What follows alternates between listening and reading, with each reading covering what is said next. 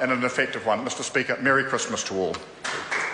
The Honourable Jerry Brownlee, 5 minutes. Mr Speaker, in this very brief 5-minute call, I just want to join with others who have thanked the legions of people who make life easy for us here in Parliament and to add my sincere agreement with the sentiments that have been expressed to this point.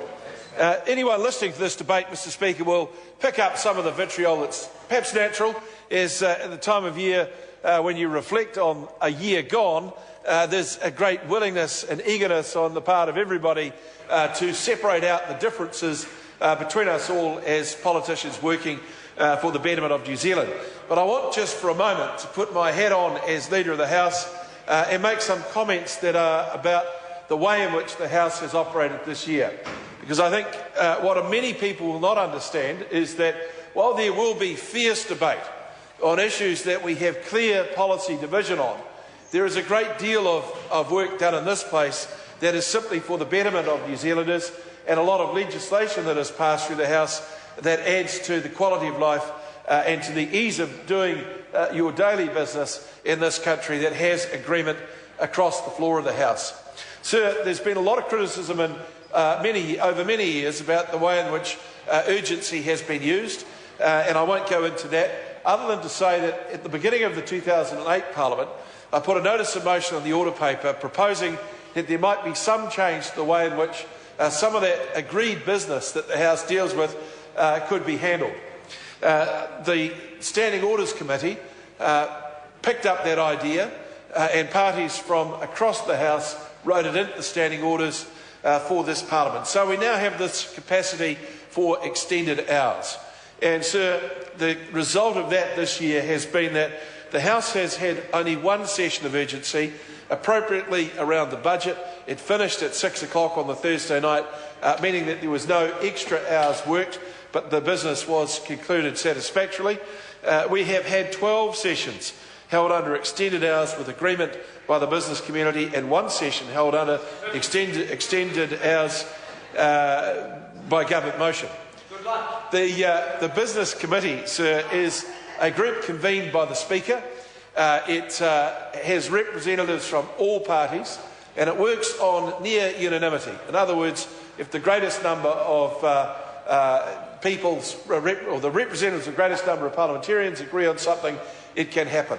And I want to pay tribute to all members of the Business Committee.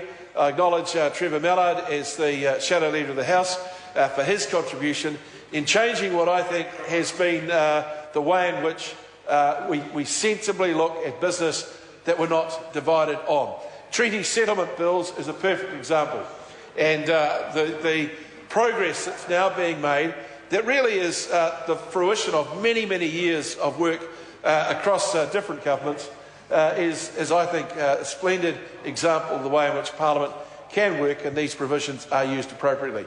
It also means, sir, that the Parliament this year has sat for the equivalent of 35 weeks, 35 weeks plus, actually, and given that our constitutional arrangements require us to sit for 30 weeks, that indicates a very significant extra commitment from members. And so, Mr Speaker, this has been a year where the maturity of Parliament has come to a fruition, and that is due to the senior members who sit on that business community, and I think the whole Parliament should be proud of them.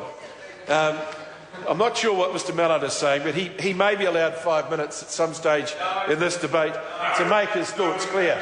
But then again, in a party that is so divided as the Labor Party, a true parliamentarian like Trevor Mallard just doesn't get a go. Instead, we have to listen to the sort of drivel that we got from David Shearer. I want to know, how much did the Labor Party pay to have that speech written? It wasn't his material. He hardly knew it. He stumbled over his words. He didn't get the punchlines, and he had an audience behind him like a group of trained seals clapping and laughing out of sequence. It was like watching a movie where it's just sort of missed that sort of cog in the wheel, and you get the language and then the action coming in behind it. Anyways, poor old Winston Peters, I want to say to his crew, they were there behind him, chanting behind him.